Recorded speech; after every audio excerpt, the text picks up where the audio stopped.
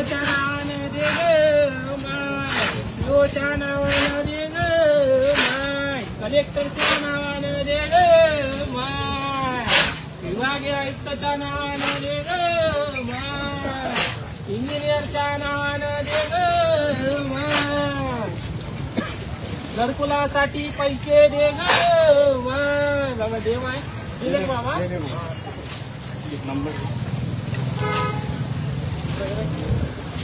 नंबरला तुझे मारायचं काय लिंक काढून टाक. आणि आपण आंदोलन करलं तर मग गुन्हे दाखल करत होतो. भीक मागायला काय ती परमिशन लागेल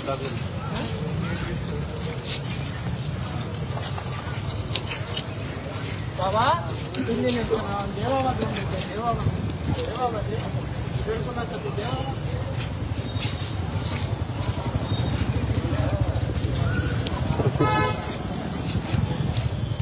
व्हिडिओच्या नावानं दे साहेब, दे माय 2 रुपये, दे माय घरकुलासाठी. हो साहेब, सुटा बुटाला उभं राहिलं का माय, दे ग माय.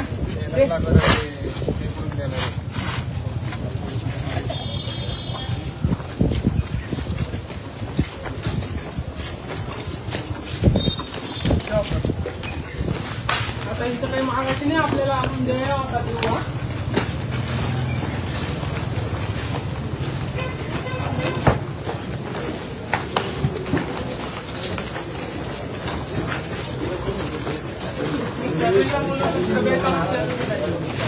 सगळेजण आहे ना माहिती का?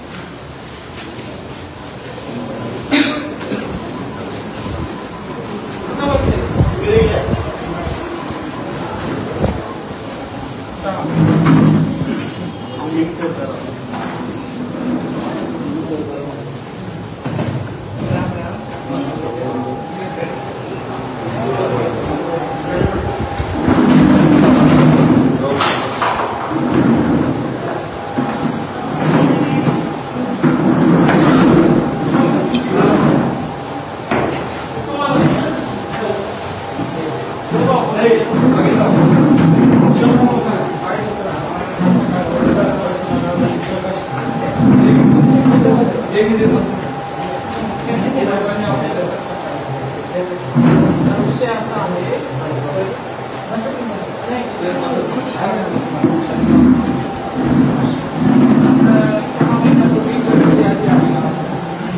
त्या 60 लोकांचे नाव घरकुलामध्ये आले. घरकुला यादीत नाव आले म्हणून घरकुल चालू करा आणि पत्र्याचे घरे वाऱ्या वगैरे बांधले जाते. घरकुल बांधले. इंजिनियर काय म्हणते, 17 जणांना पैसे टाकले, बाकीचे दाबून धरले. काय म्हणते, आम्हाला 20 मिनिटचा फोटो लागतो, तरच आम्ही पैसे. आणि घर आता कंप्लीट झालं, 2-4 महिने झाले. आम्ही म्हणलं ग्रामसभेचा ठराव देतो, नाही म्हणते 20 मिनिटचा फोटो लागतो तरच पैसे टाकणार म्हणते. नाहीतर मग शेतकऱ्याला जाऊन काय सांगितलं, 25,000 दे म्हणते, तुला पैसे टाकतो. आता ते डिजिटल भ्रष्टाचार झाला की नाही सर, चुकीचं आहे का? घरकुल बांधायला लावलं, मोदी साहेब सगळ्यांना फुकटमध्ये घरकुल द्यायला लागले. आणि आता अशा पैसे पहिला हप्ता सगळ्यांना दिले, 60 जणांना. पुणे तालुक्यात असा विषय झाला. ते रोजगार सेवक आणि इंजिनियर मिळून काय करते, 20,000 रुपये मागते. गरीब शेतकरी उदाहरण बांधून टाकलं, किती द्यायला झालं. मी म्हणलं पैसे जमा करून देतो, 2 घंटे बसून आम्ही तिथं बसलो, ते काही येणं झालं. तुम्ही काय करा, आमचे ठेवायचे पैसे तेवढे व्हिडिओ मॅडमपर्यंत पोहोचवा, तेवढे आमचे पैसे टाकायला